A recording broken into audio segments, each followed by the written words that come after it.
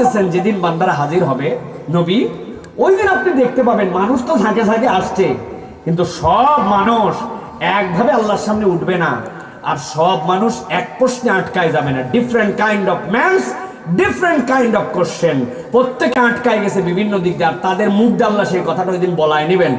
আজকে আমরা আল্লাহর সামনে আটকে যাওয়া তিনটা দলের কথা আলোচনা করব, এবং তাদের অপরাধ যেটা আল্লাহ বলেছেন সেটা যদি আমাদের মধ্যে থাকে তাহলে আজকেই তওবা করে ওখান থেকে বাঁচবো, আর যদি না থাকে তাহলে লাইনটা আরো সিধা করে চলার চেষ্টা করব। তাহলে আওয়াজ দিয়ে বলতে হবে, আলোচনা হবে পরকালে উত্থিত কয় দলের ব্যাপারে। সবাই বলেন না, আরেকবার বলেন কয় দল, আরেকবার ফাইনাল বলেন কয় দল। ডান হাতটা রেডি করেন এরকম করে 3 আঙ্গুল দিয়ে, আমি বলবো কয় দল, একসাথে হাত তুলে দেখাবেন 3 দল। কয় দল? সব হাত ওঠে নাই, ওয়ান মোর টাইম, কয় দল? হাত নামান, একসাথে তোলেন, কয় দল? অনেকে চিন্তা করছেন এত হাত তুললেন আপনি ভাই, যা বিরক্ত করলেন। 10ম মাহফিল হয়েছিল না এই জায়গায় গত বছর, বক্তা ছিল না, ওয়াজের সাবজেক্ট ছিল না, বলেন 10 জন বলেন, 100 টাকা করে দিব যে হুজুর গত বছরের ওয়াজের সাবজেক্ট এইটা ছিল, দ্বিতীয় বক্তা এটা বলছিল। বলেন হুজুর এগুলো তো মনেই নেই, এটা ওই জায়গায় রেখে দিয়ে গেছে। আমরা মাঠে ওয়াজ রেখে দিয়ে চলে গেছি, আগামী কালকেও একই হবে। মুজিদার পাড়ার 4 স্টেজে বলবে গতকালকে মাহফিল ফাটাফাটি। একজন বলছে কি থাকলো, বক্তা কি বললো, বলতেছে তা বলতে পারবো না, কিন্তু ওয়াজ ফাটাফাটি হচ্ছে। এই কথা আছে না নাই? হুদামিসা ফাটাফাটি। আর আমাদের মাহফিলে যা লোক হয়েছে, আশপাশের কোনো মাহফিলে কোন বক্তাও আনতে পারেন, এরকম ওয়াজও হয় নাই। গর্বে বুক ফুলে গেছে একবার, মহিলার গর্বে পেট ফুলে যায়, ওনার বুক ফুলে গেছে। এই ওয়াজে কি লাভ? এই জন্য আজকের সাবজেক্ট হাত তুলে আপনাদেরকে জিজ্ঞাসা করলাম যেন মাথার মধ্যে ঢুকাই নিয়ে যেতে পারেন। জাস্ট আমি আপনাদের সাথে আর কথা বলবো 25 মিনিট, মাইন্ড ইট, একদম টু দা পয়েন্ট, ভালো করে মনে রাখেন। আল্লাহ রাব্বুল আলামিন বলছেন কিয়ামতের ময়দান হয়ে যাবে, বান্দার আল্লাহর নবীর জন্য দোয়া করেছিল, আল্লাহুম্মা রাব্বা হাযিহিদ দাওয়াতিত তাম্মা ওয়াস সালাতিল কাইমা আতি মুহাম্মাদানিল ওয়াসিলাতা ওয়াল ফাযিলা ওয়াদ দারাজাতার রাফিআ وابعثه مقاما محمودا الذي وعدته।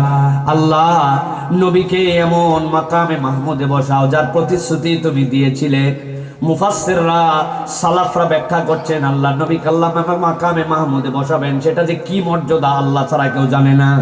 কিন্তু তার একটা পাঠ হবে যেই ময়দানে আল্লাহ রাব্বুল আমিন তার সামনে সবাইকে রেখে দিবেন, আল্লাহ নবীকে এমন সম্মানিত আসনে বসাবেন, হাসরের ময়দানটা আল্লাহ নবীর চোখের সামনে আল্লাহ দাঁড় করায় দিবেন। আল্লাহ বলছেন নবী আপনি ওই ময়দানে দেখতে পাবেন কতগুলা লোক হাজির হয়েছে। ওয়ালাউ তারা ইযুকিফু আলান নারি ফাকালু ইয়া লাইতানা,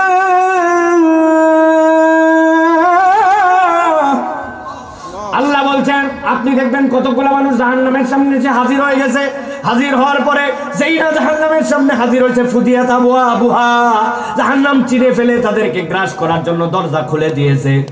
আল্লাহ বলবেন তারপর ওরা কি যেন বলতেছে, কথা শোনো তো। সাথে সাথে তারা বলতে শুরু করবে, ফাকালু, সবাই মিলে বলবে জাহান্নামের সামনে এসে, ইয়া লাইতানা, আমাদের আজকে বড় আফসোস। কেন তোমাদের আফসোস? ঘটনাটা কি? কি তোমাদের অসম্পূর্ণতা?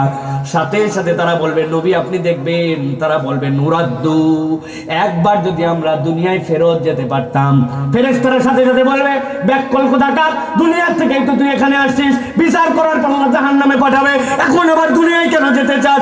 চিৎকার দিয়ে বলবে এমনি এমনি দুনিয়ায় যেতে চাই না, দুইটা ব্যাপারে আমাদের গাফলতি ছিল, তোমাদের কাছে আজকে বলেই দে, এবার যদি দুনিয়ায় যাই, ওয়ালা নুকাযযিবা বিআয়াতি রাব্বিনা ওয়া নাকুনা মিনাল মুমিনিন। ওই মানুষগুলা বলবে একবার যদি আমি এবার দুনিয়ায় যেতে পারি, দুনিয়ায় আমি আল্লাহর আয়াত 100% বিশ্বাস করে আসছিলাম না, এবার গেলে সব আয়াত বিশ্বাস করব, আর এবার যদি যাই এবার আমরা পাক্কা ইমানদার হয়ে আসবো। আওয়াজ দিয়ে বলেন ওই দিন ভুল ভ্রান্তি স্বীকার করে দ্বিতীয়বার দুনিয়ায় আসতে চাইলে কি আসা যাবে? কিন্তু এই মানুষগুলা বলবে দুনিয়ায় আমরা আল্লাহর আয়াত স্বীকার করেছিলাম, আপনাদের এখানে যদি জিজ্ঞাসা করে বলেন তো ভাই আমরা কি আল্লাহর কোন আয়াত অস্বীকার করছি? বলছি তো না, কিন্তু একটু হিসাব বরাবর করে দিলে তো ধরা খায় যাব। জুম্মার দিনে আযান হয়েছিল, ইদা নুদিয়া লিস-সালাতি মিন ইয়াউমিল জুমআ ফাসাউ ইলা যিকরিল্লাহ ওয়া যারুল বাই।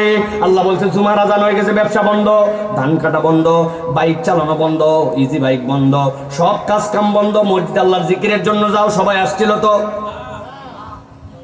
সবাই আসে নাই, তারপরেও আসে নাই, তারপরেও আসছে তো কোনো একটা সময়, কোন সময় 1:15 যখন বাজে, আসার পরে মসজিদে ঢুকে নাই, মসজিদের বারান্দার সামনে আড্ডা মারতেছে, মোবাইল চাপতেছে, ডানে ঠেলে বামে ঠেলে। হঠাৎ করে মসজিদ থেকে খবর আসছে কদ কামাতিস সালাহ, কদ কামাতিস সালাহ।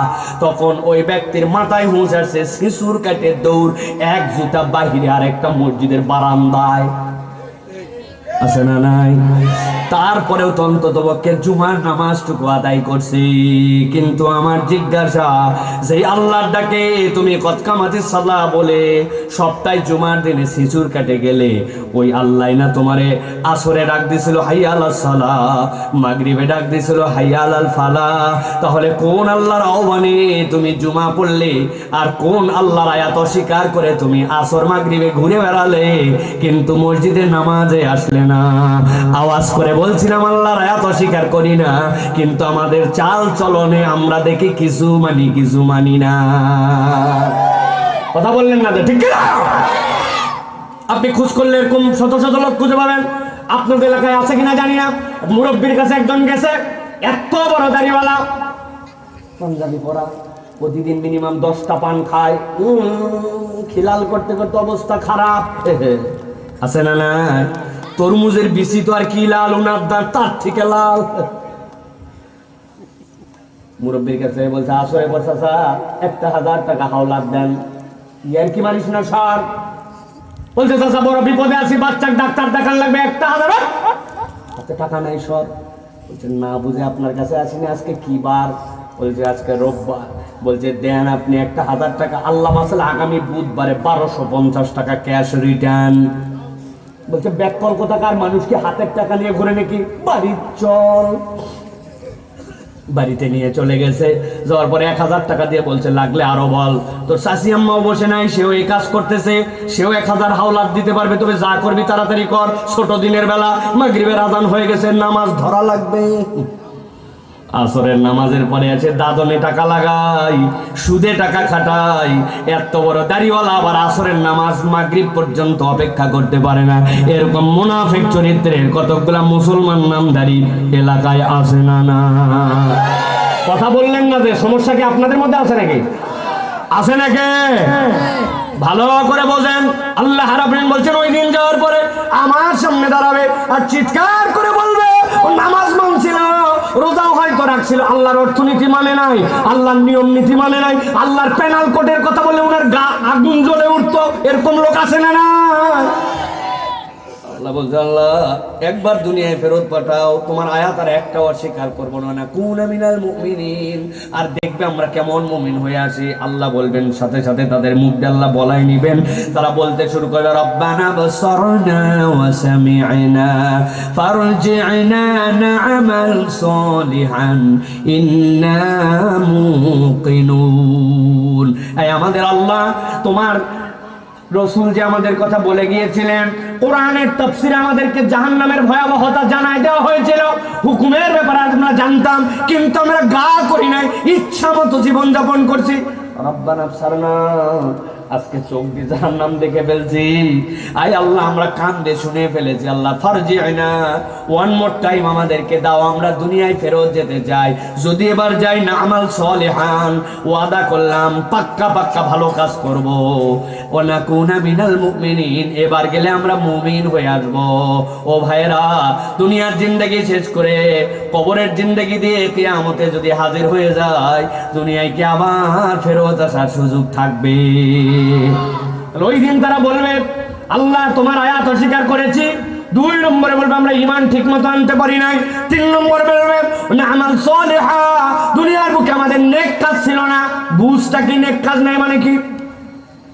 নামাজ রোজা হজ যাকাত হয়তো পড়ছি, কিন্তু জান্নাতে যাওয়ার জন্য অ্যাকাউন্ট ব্যালেন্স আরো কিছু লাগতো, কিন্তু তার কোনো নেক আমল নাই, তার দুনিয়ার বুকে এক্সট্রা কোনো আমল নাই। একটা মানুষ অসুস্থ, তার দিলের মধ্যে কোনোদিন টান দেয় নাই, দেখি তো তাকে দেখে আসে, অথচ নেক আমল ছিল এইটা। রাস্তার মধ্যে কালভার্টের গোড়ার মধ্যে দুইটা কালভার্ট উঠছে, ওই জায়গাতে ইট দিলে একটু মিলে যায়, প্রত্যেকটা রিক্সা, প্রত্যেকটা ইজি বাইক, প্রত্যেকটা বাইক ওই জায়গায় একটু ধাক্কা লাগে। 10টা যুবক আড্ডা মারে বহুত দিন, কিন্তু এলাকার উন্নয়নের জন্য এইটুকু একটু কাজ করে ফেলি, এইটুকু কোনোদিন করে নাই। এলাকার মসজিদটা আছে, অজুখানার দিকে তাকানো যায় না, কালো হয়ে গেছে।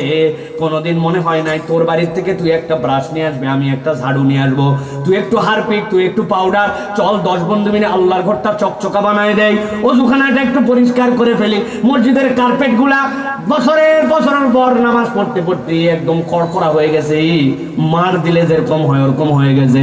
আমরা 10 বন্ধু মিলে একটু ধুয়ে দেই। এই যে কত ধরনের খুঁজে খুঁজে নেক আমল আছে, ওই বান্দার জীবনে কোনো নেক আমল নাই, কেবল খাইছে দাইছে ঘুরছে আর আড্ডা মারছে। সর্বোচ্চ নেক আমল কিছু করছে, বিড়ি একটা কিনে একাই খায় নাই, 2 বন্ধুকে ভাগ দিছে।